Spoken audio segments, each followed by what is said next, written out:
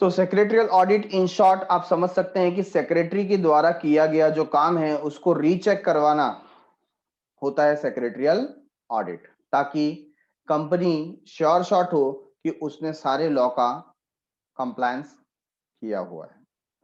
Importance क्या है, क्या क्या इंपॉर्टेंस है सेक्रेटरियल ऑडिट का? It is a mechanism to monitor compliance requirement.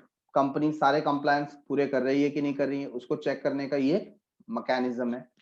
It aims at detecting error mistake in compliance mechanism. तो ये लॉ को कंप्लाई करने के लिए जो भी मैकेनिज्म है उसमें कहीं कोई एरर तो नहीं है, कोई मिस्टेक तो नहीं है, इसको ढूंढना और रेक्टिफाई करने के लिए ये हमने ऑडिट रखा हुआ है। Third one, it prevents the company from the risk and losses due to non compliance. मैंने जैसा आपको बताया कि कहीं पर ऐसा हो गया कि सेक्रेटरी के द्वारा कोई कंप्लायंस रह गया और उसके वजह से कंपनी को बहुत बड़ा पेनल्टी लग सकता है।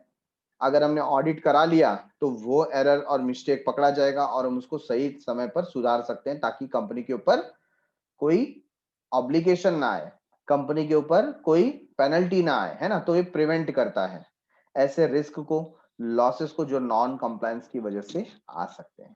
It gives confidence to regulators, management, stakeholders that company is following a disciplined approach.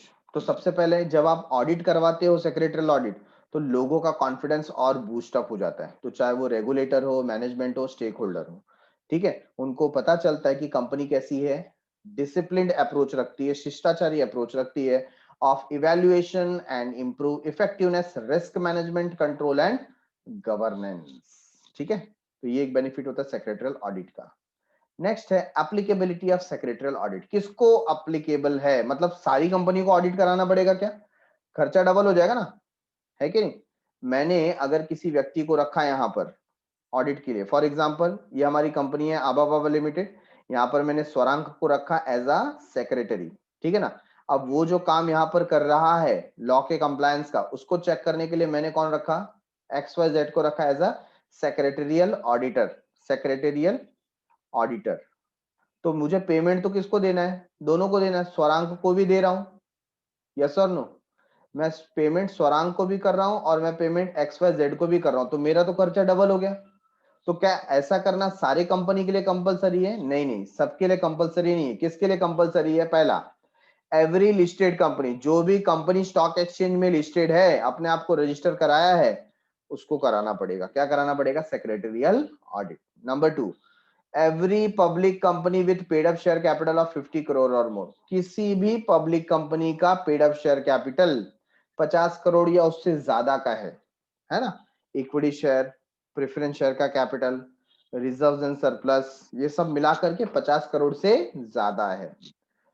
Every public company with a turnover of ₹250 crore और मोर। या तो चलो 50 करोड़ नहीं है पेड अप शेयर कैपिटल, लेकिन अगर उसका सेल्स, टर्नओवर का मतलब क्या होता है? सेल्स, उसका सेल्स अगर 250 करोड़ से ज्यादा है तो भी उसको सेक्रेटरियल ऑडिट कराना पड़ेगा। सो पहला point, paid up share capital 50 crore से ज्यादा हो या उसका सेल्स 250 करोड़ या उससे ज्यादा हो, तो उसको सेक्रेटरियल ऑडिट कराना पड़ेगा।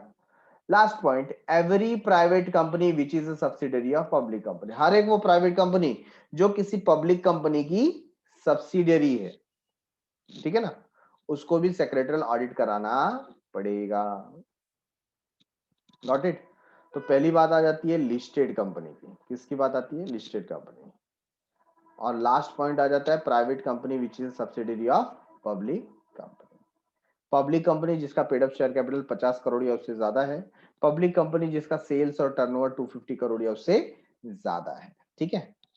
Appointment of secretarial auditor. Secretarial auditor, चलो आप अपॉइंट कैसे करेंगे?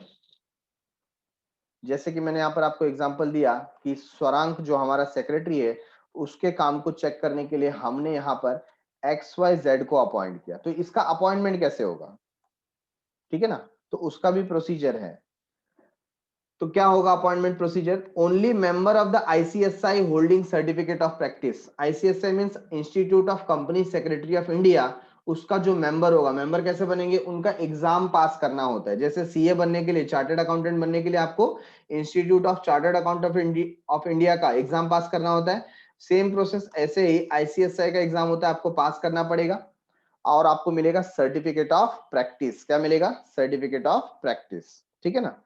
तो ऐसा व्यक्ति ही क्या कर सकता है, सेक्रेटरियल ऑडिट कंडक्ट कर सकता है and furnish the secretarial auditor report, और उस पर रिपोर्ट बना करके भी दे सकता है। तो फर्स्ट कंडीशन आ गया, ओनली मेंबर ऑफ आईसीएसआई, जो आईसीएसआई का मेंबर है वही सेक्रेटरियल ऑडिट कर सकता है। Number 2, this appointment is made by board of director at their meeting by passing a board resolution. इसका अपॉइंटमेंट कौन करेगा, बोर्ड ऑफ डायरेक्टर करेगा। कैसे करेगा, तो बोर्ड मीटिंग में एक रेजोल्यूशन पास करके करेगा। क्या पास करके करेगा, रेजोल्यूशन। रेजोल्यूशन का मतलब क्या होता है, डिसीजन, ठीक है ना, एक डिसीजन पास करके उसको अपॉइंट किया जाएगा। So board of director at their meeting by passing board resolution.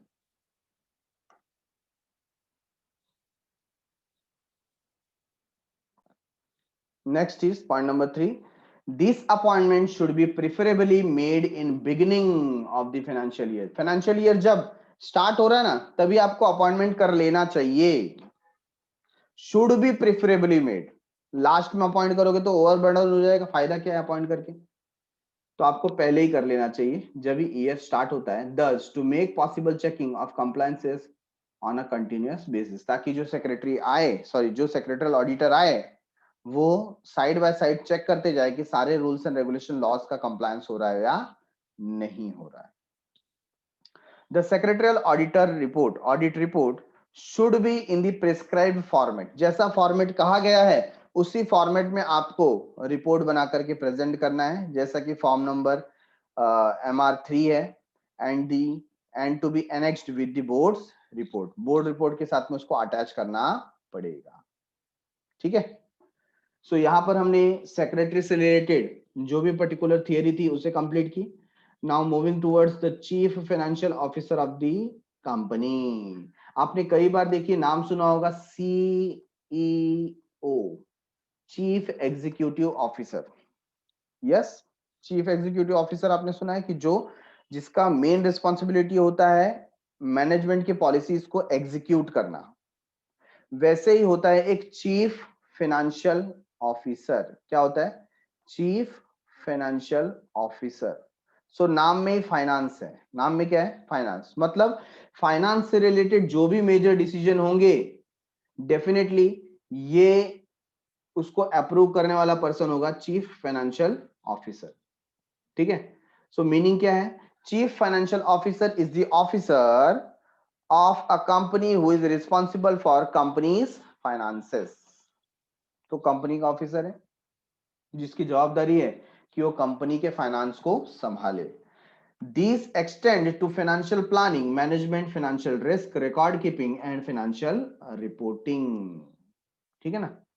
तो यहाँ पर सीएफओ की जवाबदारी फाइनेंशियल प्लानिंग से financial management, financial risk, record keeping और फाइनेंशियल रिपोर्टिंग तक स्ट्रेच हो जाती है, एक्सटेंड हो जाती है।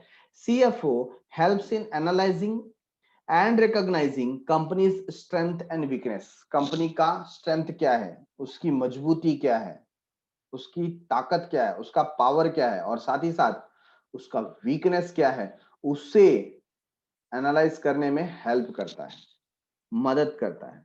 This leads to take timely corrective action, और इसकी वजह से हम सही समय पर सही एक्शन ले सकते हैं with respect to finance of the company, company के फाइनेंस से related. The CFO is responsible for presenting and reporting accurate and timely financial information of the company। तो जो CFO है उसकी रिस्पॉन्सिबिलिटी है कि कंपनी के सामने प्रेजेंट करे, रिपोर्ट करे टाइमली फाइनेंशियल इंफॉर्मेशन। जो भी फाइनेंशियल इंफॉर्मेशन अवेलेबल है समय समय पर उसको कंपनी के सामने प्रेजेंट करे। Inputs by the CFO makes the basis of the board report. कई बार जो बोर्ड रिपोर्ट बनाए जाते हैं उसके अंदर सीएफओ का बहुत बड़ा हाथ होता है, क्योंकि बोर्ड रिपोर्ट में आपको क्या शो करना पड़ता है, फाइनेंशियल पोजीशन के ऊपर भी बात करनी होती है, ठीक है। CFO is appointed as a regular employee in the role of company। तो जो रेगुलर एम्प्लॉय है उसी के जैसा सीएफओ का भी अपॉइंटमेंट होता है, और may be on contractual basis for a certain period of time. तो कुछ समय के लिए कॉन्ट्रेक्चुअल बेसिस पे भी हम सीएफओ को अपॉइंट कर सकते हैं। Got it everyone? Point number 7, CFO need not be director of the company. ये जो सीएफओ है, चीफ फाइनेंशियल ऑफिसर, इसको कंपनी का डायरेक्टर होना ये कंपलसरी नहीं है। मतलब बाहर का भी कोई पर्सन आकर के जो वेल एजुकेटेड है, उसको फाइनेंस का नॉलेज है, वो सीएफओ का जॉब कर सकता है। CFO is compulsorily required to sign audit financial statement of the company के जो फाइनेंशियल स्टेटमेंट है उसको साइन करने के लिए, ऑडिट करने के लिए सीएफओ की जरूरत पड़ती है, वो कंपलसरी है। Got it everyone?